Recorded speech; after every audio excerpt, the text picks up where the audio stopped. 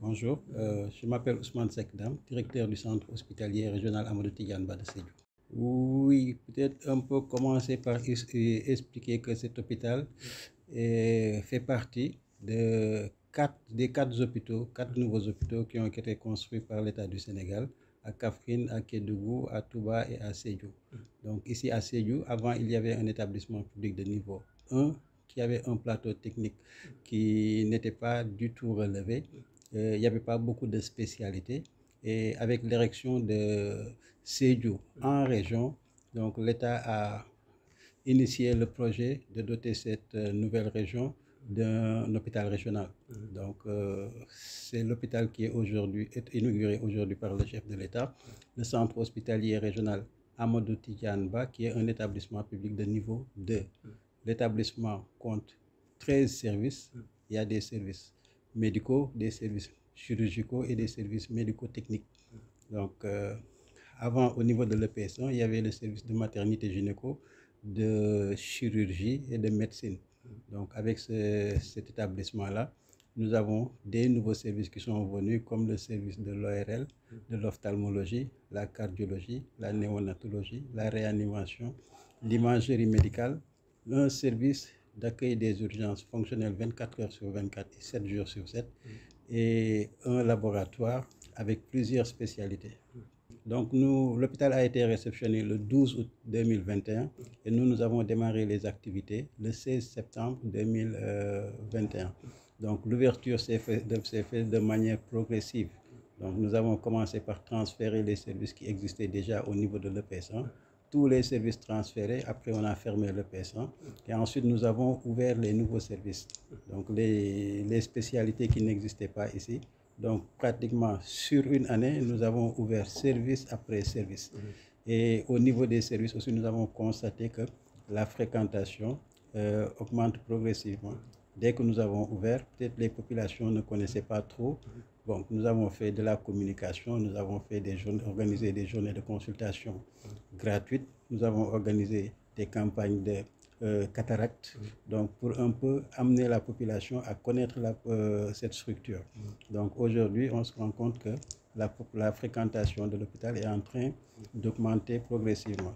Mais ce qui est plus important, c'est que maintenant, Sédhiou devient autonome par rapport aux autres régions, Ziguinchor et Kolda.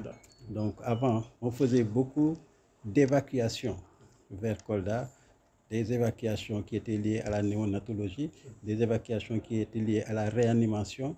Aujourd'hui, ces services existent ici et ça nous fait moins d'évacuations et l'hôpital est devenu beaucoup plus autonome. Ouais, si vous voyez, nous avons fonctionné à peu près environ 17 mois. Septembre 2021 à aujourd'hui, on est le 1er mars 2023. Donc, nous avons des statistiques sur 12 mois.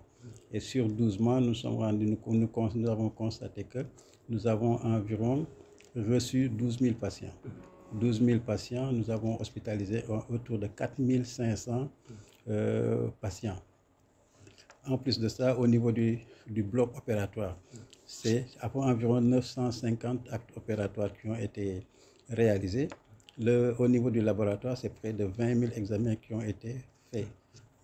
Au niveau de l'imagerie médicale, le scanner, la radiographie, la mammographie et les échographies, c'est autour de 3 500 examens qui ont été réalisés.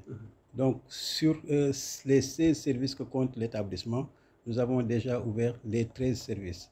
Il nous reste encore 3.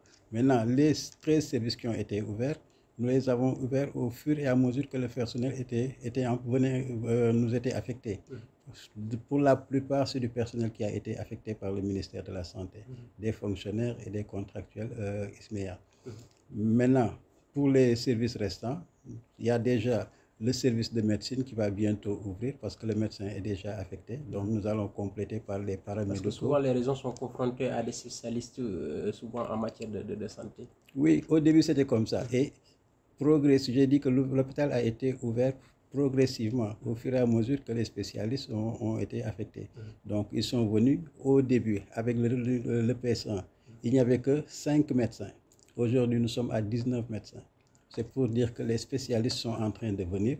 Encore, il nous reste sur 3 3 services qui ne sont pas ouverts. Il y a un médecin qui est affecté pour la médecine interne. Il nous reste 2 autres services et avec la direction des ressources humaines, ils sont en train de s'activer. Et en tout cas, nous espérons que d'ici quelques semaines, d'ici maximum 4 semaines, les 2 autres services restants vont être ouverts. Le dernier mot, c'est de les appeler à nous aider à réussir le défi de la maintenance.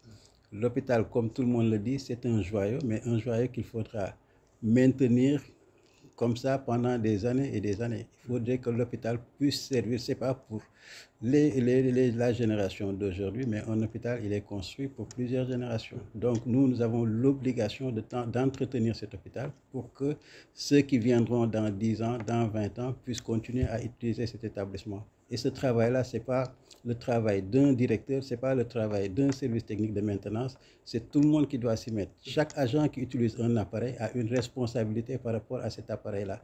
Toutes les populations qui viennent fréquenter l'hôpital, ils ont l'obligation de respecter les règles d'hygiène pour que vraiment cet hôpital-là puisse servir aux générations futures. Ça, vraiment, c'est le défi que nous devons relever tous ensemble et c'est l'appel que je lance aux populations et au personnel.